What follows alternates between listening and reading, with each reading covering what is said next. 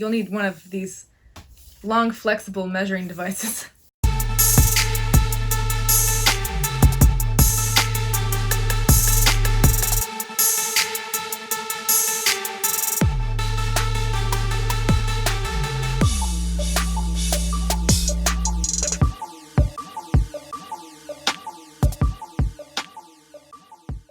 Hey everybody, it's me, Gabby. Welcome back to the channel, or welcome if you're new. Today I'm going to be showing you, with the assistance of Jamie, how to size a model horse blanket. You'll need a model horse. Also, you'll need a piece of paper that is big enough to fit the horse that you're sizing on. It could just be a printer paper if it's big enough, or I'm using this. It's the lined one. You can also use that. You may have to splice two pieces of printer paper together, kind of just tape it in the middle or something.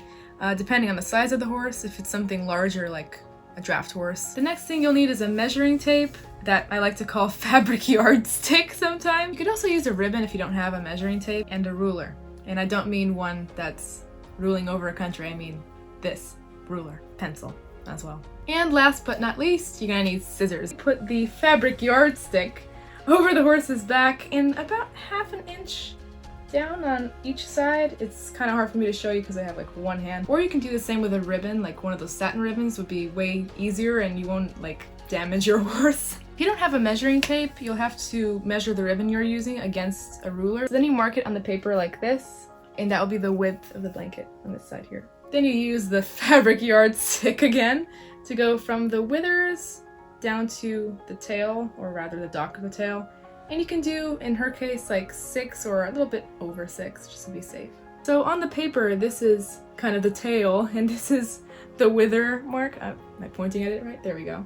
Hopefully you can see that. You measure from the bottom to the, it's so hard to see, to where the withers would be. To measure from kind of the mid-chest area to around here, so kind of where the girth is, but depends because she has her leg moved, but like right kind of here, and then take that measurement. Then from the wither line, which is this one right here, you measure up whatever the measurement that you got from the chest to the kind of shoulder girth area.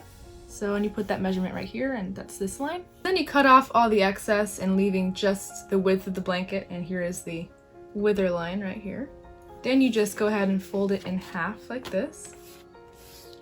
And now you have to mark the rounded edge, which you can use a number of things. You can use an actual rounded edge measurement thing. I don't even know what it's called. You could use a glass or coasters for putting glasses on top of. You can use anything that's round. Then you cut that, and you can see it's symmetrical on the both sides there. Then you mark where the front flaps will go.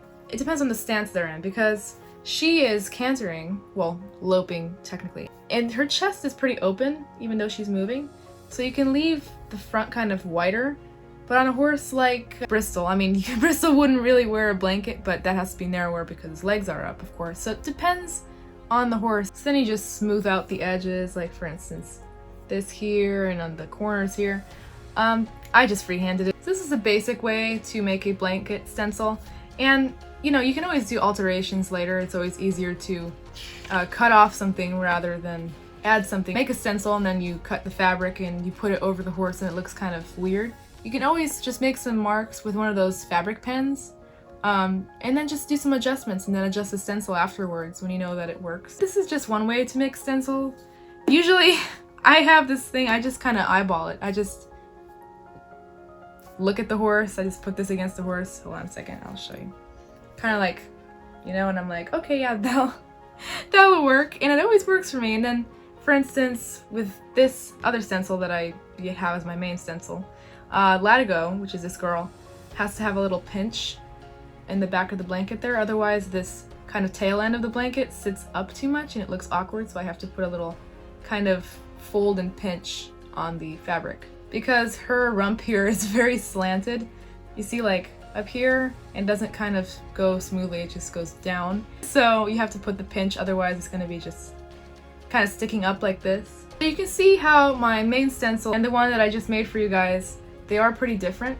Thing is, both will work, and in fact I will make a blanket with this one just to prove that You can always make slightly different stencils. No one's ever gonna have the exact same blanket style for the mold. So this works for, well, for 3 molds so far. I haven't checked on other ones. And this one will work, at least for Latigo. And you can go with your gut, you know, if you think that this is a little bit too low, then you can just change it. You don't have to do it exactly how I showed you. You can always just go with your gut on what you think will do better. I will make a blanket with this one and then show you guys because it will definitely work as well. And here's the finished blanket. Super cute. Thank you guys so much for watching. Me and Jamie really hope that you enjoyed. And if you want me to do any other kind of videos showing how to do stuff, then let me know. Don't forget to like, comment, and subscribe, and I'll see you next time. Bye!